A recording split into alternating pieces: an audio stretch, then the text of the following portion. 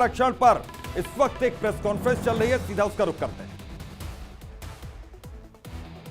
राजकारण करून अशा प्रकारे जणू काही सरकार हे करताय हे दाखवण्याचा जो प्रयत्न आहे, मला विश्वास आहे की लोकांनाही हे कळतं की याच्यामध्ये राजकारण करणं चाललेलं आहे।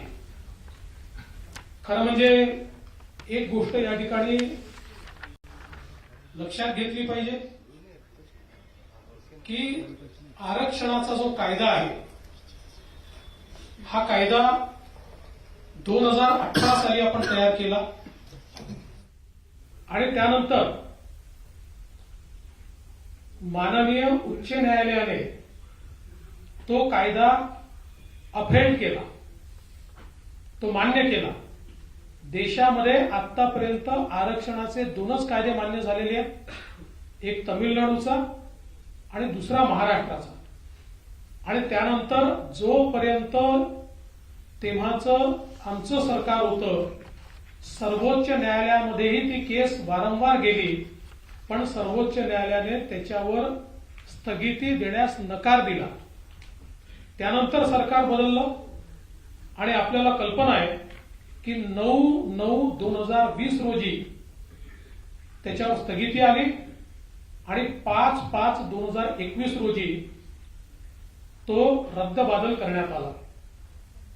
आता परवा माननीय उद्धव ठाकरेजी हे जालन्याला गेले होते आणि त्यांचं भाषण मी ऐकलं आणि त्यांनी सांगितलं की याच्यावर लगेच वटहुकूम काढा। माझा त्यांना सवाल आहे, 5/5/2021 पासनं 1 वर्ष 1 महिना उद्धव ठाकरेजी तुम्ही मुख्यमंत्री होतात, मग जर याच्यावर वटहुकूम निघू शकत होता तर तो तुम्ही का काढला नाही? तुम्ही त्यावेळेस का चूप बसला?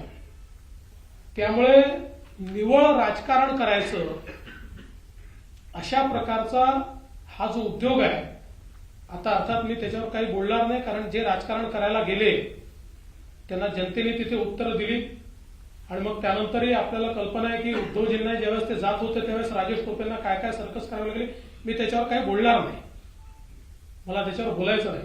पण माझी अपेक्षा आहे, याचं कारण असं आहे की मागच्या सरकारच्या काळामध्ये केवळ आम्ही आरक्षणच दिलं असं नाही, तर ज्या ज्या सवलती ओबीसी समाजाला आहेत त्या सगळ्या सवलती या त्यावेळेच्या आमच्या सरकारने मराठा समाजाला दिल्या। मग त्याच्यामध्ये शैक्षणिक फीची प्रतिपूर्ती ओबीसी प्रमाणे 504 कोर्सेसमध्ये केली। अण्णासाहेब पाटील आर्थिक विकास महामंडळ जे बंद होतं, मृतव्रत होतं, ते आपण सुरू केलं आणि या ठिकाणी त्यांच्या चिरंजीवांना आपण अध्यक्ष केलं। आज या ठिकाणी आपल्याला मला सांगितलं पाहिजे की अण्णासाहेब पाटील आर्थिक विकास महामंडळाच्या माध्यमातून आतापर्यंत जवळपास 70,000 लाभार्थी आपण तयार केले आहेत।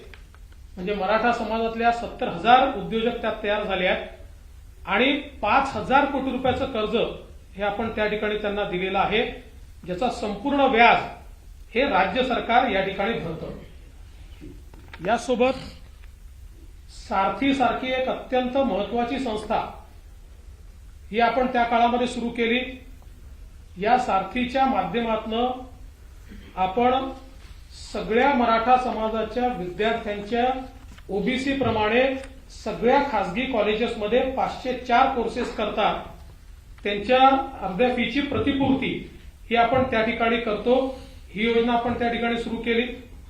एवढंच नाही तर विद्यार्थ्यांना मराठा समाजाच्या हॉस्टेल बनायचे होते, ते बनतायत किंवा ते कमी पडू शकतात हा विचार करून जोपर्यंत हॉस्टेलमध्ये अकोमोडेशन मिळत नाही तोपर्यंत त्यांना 6,000 रुपये महिना अशा प्रकारे रहिवासाची योजना आपण सुरू केली। त्याचप्रमाणे आपण यूपीएससी आणि एमपीएससीच्या करता त्यांची राष्ट्रीय अधिछात्रवृत्ती योजना सुरू केली आणि माननीय मुख्यमंत्री महोदय सांगतील। तो देवेंद्र फडणवीस को आपने सुना। दरअसल महाराष्ट्र में मराठा आरक्षण की मांग को लेकर प्रदर्शन का दौर जारी है। बारामती में मराठा संगठन के लोगों ने जोरदार तरीके से प्रदर्शन किया। तस्वीरें हम आपको दिखाते हैं कि महाराष्ट्र में मराठा आरक्षण की मांग को लेकर किस तरीके से जोरदार तरीके से यहां पर प्रदर्शन हुआ है और हजारों की तादाद में सभी लोग आज सड़क पर उतरे, जिसमें महिलाएं भी बड़ी संख्या में रही और मराठा आरक्षण की मांग की। मराठा आरक्षण को लेकर जिस तरीके से महाराष्ट्र की सियासत गरमाई है, उसको लेकर यह कहा जा सकता है कि जल्द से जल्द कोई फैसला यहां पर सरकार, शिंदे सरकार ले सकती है। और बता दें कि पहले मराठा आरक्षण को लेकर जिस तरीके से आरक्षण दिया गया, कोर्ट में मामला गया और उसके बाद फिर से मराठा आरक्षण की मांग करते हुए एक बार फिर से यहां पर सड़कों पर लोग उतर आए। तो महाराष्ट्र में मराठा की आबादी किस तरीके से है और वोट बैंक पर किस तरीके से असर डालती है, वो भी हम आपको ग्राफिक्स के जरिए इस वक्त समझा रहे हैं। तो जालना से रण शुरू हुआ, मराठा आरक्षण पर यह महारण इस वक्त चल रहा है। शिंदे कैबिनेट की मीटिंग यहां पर हुई है, अभी प्रेस कॉन्फ्रेंस भी आप देख रहे थे किस तरीके से देवेंद्र फडणवीस थे डिप्टी सीएम।